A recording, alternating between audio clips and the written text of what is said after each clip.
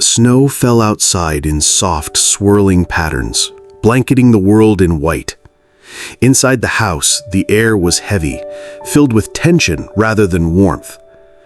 Linda stood in the middle of the living room, her fingers twisted nervously in the hem of her sweater. "You'll go in Chloe's place." Jessica's sharp voice cut through the silence. Her stepmother's eyes were cold, her tone final. Linda's breath caught. "But I don't even know him." Jessica crossed her arms, lips curling. "Exactly. You don't need to know him. You just sit there, smile politely, and leave. That's all." Linda swallowed hard. "Then why not cancel?" Jessica's eyes narrowed. "Because he was introduced through someone important. If we back out, it reflects badly on Chloe. I won't let your sister's name be tied to a crippled single father. Divorced, probably with nothing. Chloe can't be seen with someone like that." The words stung. "So I'm the backup," Linda whispered. Jessica tilted her head, her voice dripping with disdain. "You're useful. You live here, don't you? Eat our food, sleep under our roof, or have you forgotten what this family has done for you?" Linda said nothing. Every word, our food, our roof, was not a reminder of love, but of debt. She turned toward her father, who stood silently behind Jessica. His shoulders sagged, his eyes full of guilt as they briefly met hers, then looked away. He parted his lips as if to speak, but no sound came. "Dad," Linda whispered, but he said nothing. That night, in her small, cold room, Linda stood before the mirror. Her blonde hair fell loose past her shoulders. Her tired eyes told stories of sadness that had never left her. She pulled out the only dress she owned that could be called formal, a faded light blue dress that had once belonged to her mother. It was too loose now, with frayed seams near the hem, but clean. Wrapping herself in a second-hand coat, she stepped out into the night. Snow danced beneath the street lamps as she walked towards the train station. The ride was quiet, her reflection in the window blurred and uncertain. Downtown, the sidewalks were muffled in snow, the streetlights shimmering against the frosted ground. Her boots crunched softly as she approached a little cafe still glowing with leftover holiday lights. Through the window, she saw him. Lucas. He sat upright in a charcoal coat over a neat shirt. His dark hair was brushed back, though a few strands fell loose. With steady, careful hands, he adjusted the brace on his left leg. Across from him sat a young girl, legs swinging beneath the table, a crayon clutched in her small hand. She was drawing on the paper mat, her brow furrowed with concentration. There was something delicate about her face, something quietly lonely. Linda froze at the window. She could walk away now, pretend she was never here. This wasn't her world. She was only a stranger sent on someone else's errand. But Jessica's voice echoed again in her mind. "Do not mess it up. You owe this family." Her hand lingered on the door. Then, slowly, she pushed it open. The bell chimed softly. Warmth enveloped her, the scent of cinnamon and coffee, the hum of quiet conversation. Lucas looked up. Their eyes met. His gaze was steady, curious, not unkind. And Linda, who wasn't meant to be here at all, walked forward. Not quickly, not boldly, but she didn't turn back. It was supposed to be just one date, but somehow it already felt like something more. The air was still heavy, thick with the echo of laughter that wasn't truly laughter. It was cruelty in disguise. The clinking of glasses tried to carry on the illusion of normalcy, but the moment had cracked something invisible in the room. The waiter didn't storm away, he didn't shout, didn't crumble. He simply stood straighter, the tray in his hands steady as stone. His eyes lingered on Li Wei, not with rage, not with fear, but with the calm steadiness of a man who knew something the others did not. Then, in perfect Mandarin, smooth, fluent, undeniable, he spoke. The words fell into the room like stones into still water, breaking the surface, sending ripples through every corner. The laughter died mid-breath, forks froze halfway to mouths. Even the orchestra in the background seemed to falter, as if the violinist's bow lost its certainty. The waiter's voice was low but clear, each syllable wrapped in dignity. He wasn't defending himself with anger, he was revealing the truth with quiet, devastating precision. And the truth was this: he wasn't what they thought. He never had been. Li Wei's face drained of color, caught in the mirror of his own arrogance. For the first time, the billionaire didn't look untouchable, he looked small. The silence that followed was heavier than any insult, heavier than any slap. Every guest at that table knew they had just witnessed something irreversible. Not a fight, not a rebellion, but the unmasking of a lie. And all it took was a few words in the right tongue, spoken at the right moment by the man they thought had none. For a moment, the entire banquet hall seemed frozen in time. Forks hovered mid-air. Glasses of wine trembled in untouched hands. The echo of the waiter's Mandarin response still lingered, hanging heavy like thunder after lightning. Whispers broke the silence first, sharp, hurried, nervous. "Did he really just?" someone muttered in disbelief.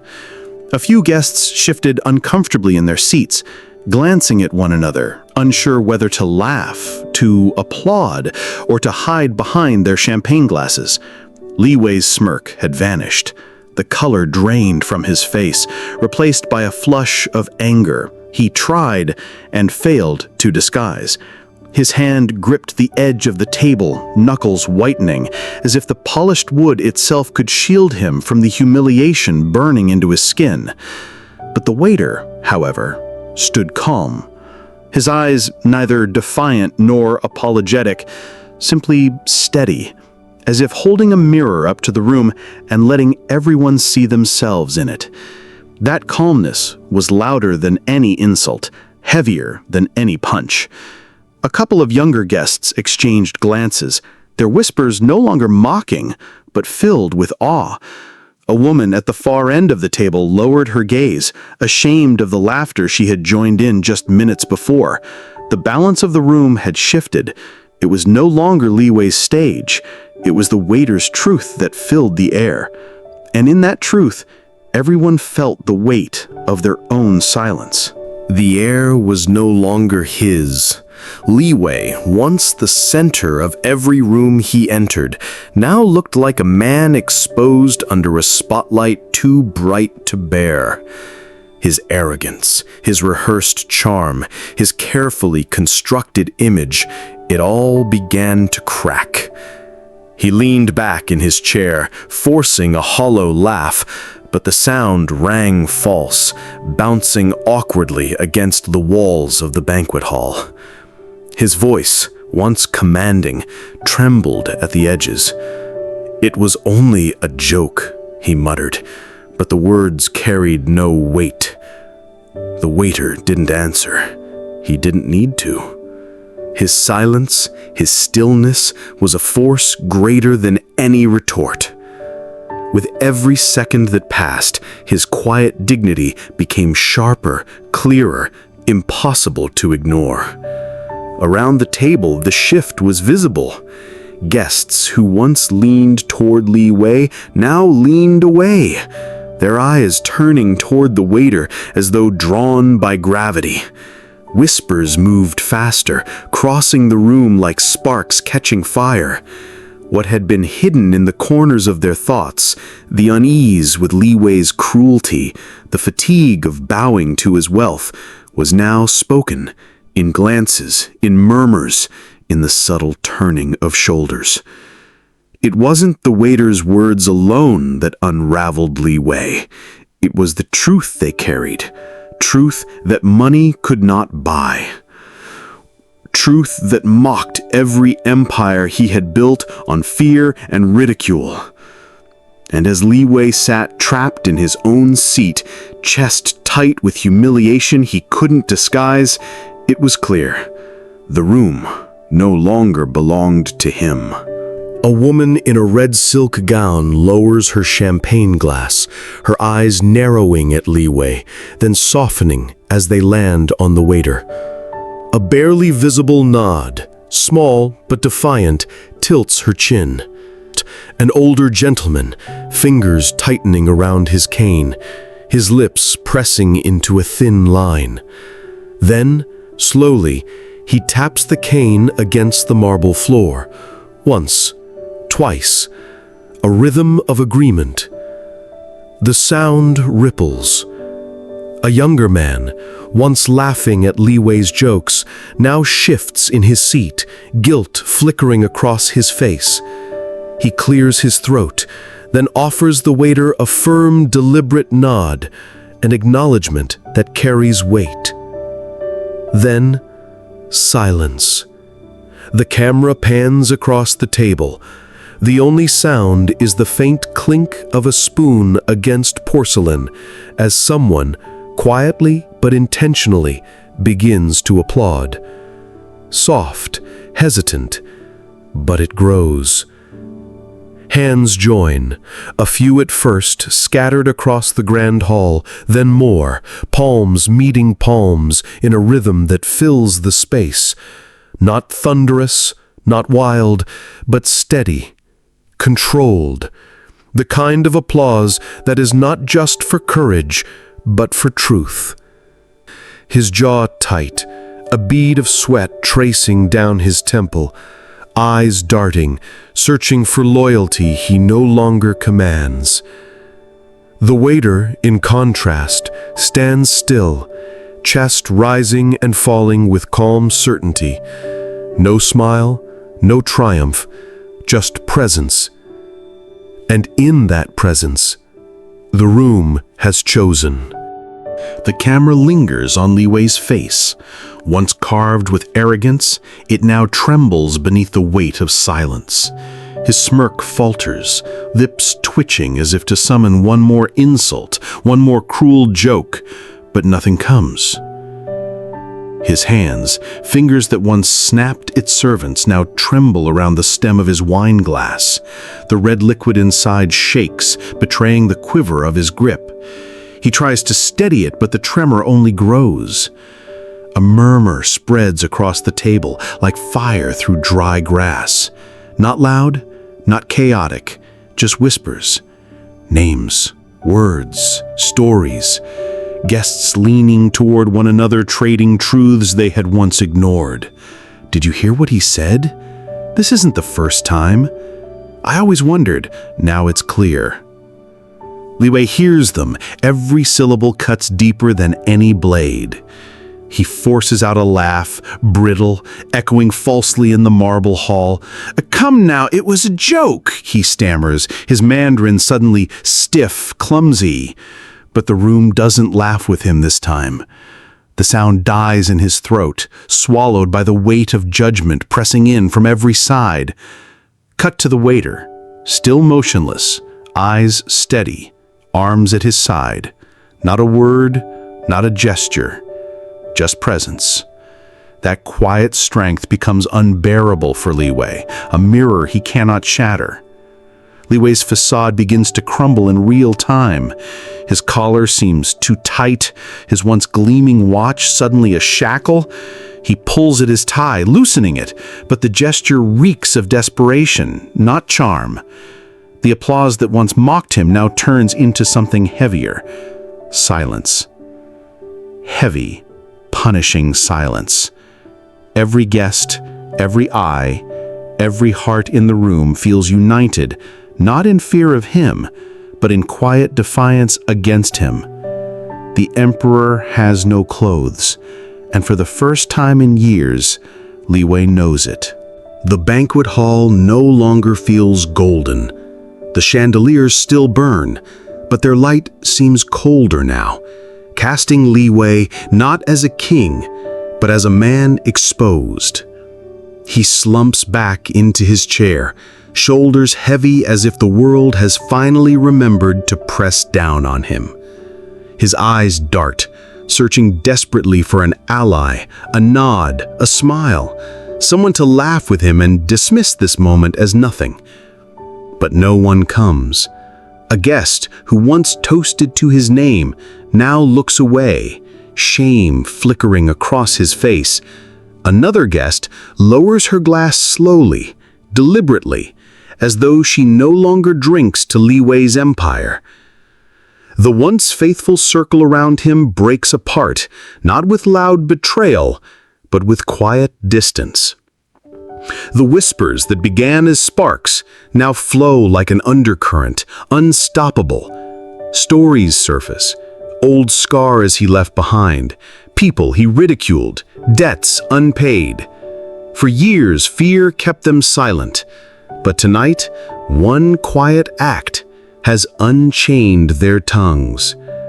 And in the middle of it all stands the waiter, not triumphant, not boastful, just steady. His silence louder than any speech, his gaze unmoved, as if to remind everyone that truth doesn't need to shout. It simply stands, and the world shifts around it.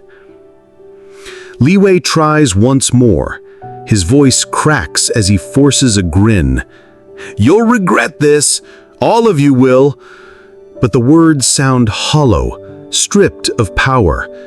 They float in the air for a moment, then fall flat, ignored. The banquet continues, but not for him. Dishes are served, music plays faintly, laughter even returns. But it moves past Li Wei, around him, without him. He is present, yet invisible. A man dethroned, not by force, but by silence. The empire has fallen, not in fire or war, but in whispers and stillness. And the waiter walks away, tray in hand, leaving behind a hall that will never speak of Li Wei the same way again. Years passed. The glitter of that banquet faded, the chandeliers dimmed, and the names of many who once ruled those circles dissolved into dust.